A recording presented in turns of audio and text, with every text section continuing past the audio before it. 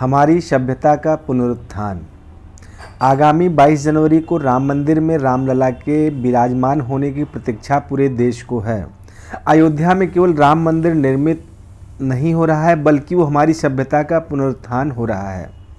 Britain के विख्यात इतिहासकार अर्नोल्ड टैनवी ने 21 विश्व सभ्यताओं के व्यापक अध्ययन के बाद यह निष्कर्ष निकाला था कि दुनिया में केवल 4 प्रमुख सभ्यताएं ही बची हैं।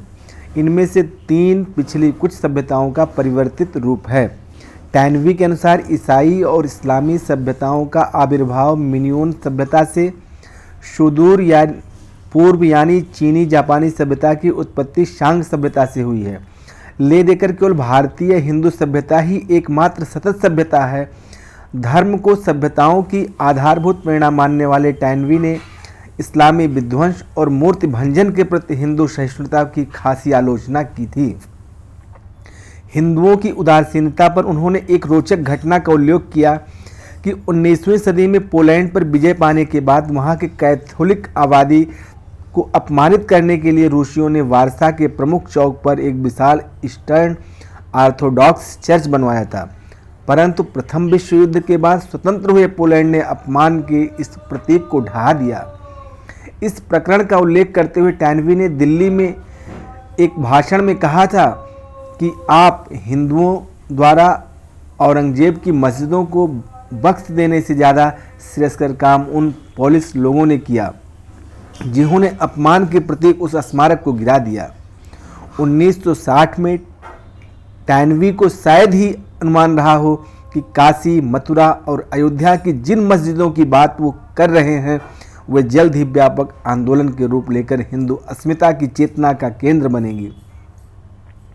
अपमान के इन प्रतीकों में से अयोध्या का जो कलंक 1992 में मिटा, उसका पूर्ण प्रत्यावर्तन पूरी भव्यता के साथ होने जा रहा है।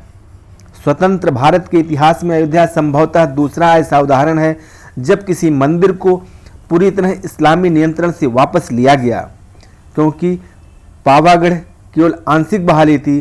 पहला उदाहरण दौलताबाद किले का है, जहां अलाउद्दीन खिलजी द्वारा जैन मंदिर को तोड़कर बनाई मस्जिद का स्थानीय लोगों ने 1948 में हैदराबाद पुलिस एक्शन के ठीक अगले दिन शुद्ध को बहाल कर दिया था। वहां सांप्रदायिक वैमनस्य को टालने के लिए परिसर में भारत माता की मूर्ति स्थापित की गई थी। इस अर्थ में यह कदम दमनकारी निजाम शासन के खिलाफ हिंदू अवज्ञा का प्रतीक होते हुए भी सामूहिक संकोच से पूरी तरह मुक्त नहीं था। दूसरी ओर राम मंदिर की सफलता हिंदुओं की उस पीढ़ी दर पीढ़ी दृढ़ता और जीवटता को दर्शाती है जो सभ्यताओं के जीवित होने का प्रमाण देती है। सभ्यताएं तभी तक जीवित रहती हैं जब तक वो चुनौतियों पर सफल प्रत्युत्तर देती हैं।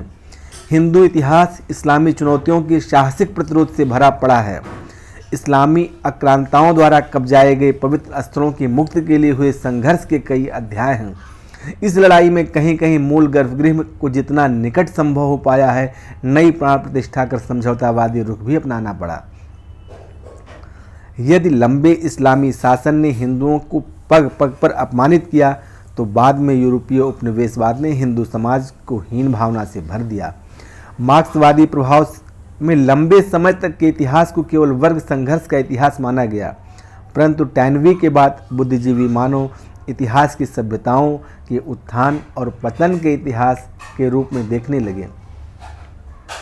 स्वतंत्रता के बाद नेताओं और मार्क्सवादी बुद्धिजीवियों ने भी न केवल हिंदुओं के ऐतिहासिक उत्पीड़न को नकारा, बल्कि हिंदू विरोध को सेकुलरिज्म का पर्याय बना दिया। ऐसे विकृत तंत्र से हिंदू आस्था के प्रति सहानुभूति की क्या उम्मीद की जा सकती थी, जो कश्मीर घाटी में हिंदू नरसंहार पर आंखें मूंद बैठा रहा, जो तंत्र मुस्लिम समाज से इस कदर भयभीत था कि उसने 70 वर्षीय साहबानों का मात्र 180 रुपये प्रतिमाह गुजारा भत्ता खत्म करने के लिए सर्वोच्च न्यायालय का निर्णय पलट दिया। उससे राम मंदिर पर निष्पक्षता की अपेक्षा बेमानी थी, परंतु हिंदू घृणा को राजनीति का अनिवार्य भाव बन चुके तंत्र ने और भी आगे बढ़कर मंदिर की मांग का उत्तर अपमान से दिया। किसी ने राम के अस्तित्व को नकारा, तो किसी ने वहां पर ही उनके जन्म होने का प्रमाण मांगा। ये सब राजनीति की मुख्य धारा में हुआ। अयोध्या में हिंदुओं ने न केवल अतिक्रमणकारी इस्लामी जुनून को चुनौती दी, बल्कि भ्रष्ट और धृष्ट सेकुलरिज्म को भी परास्त किया।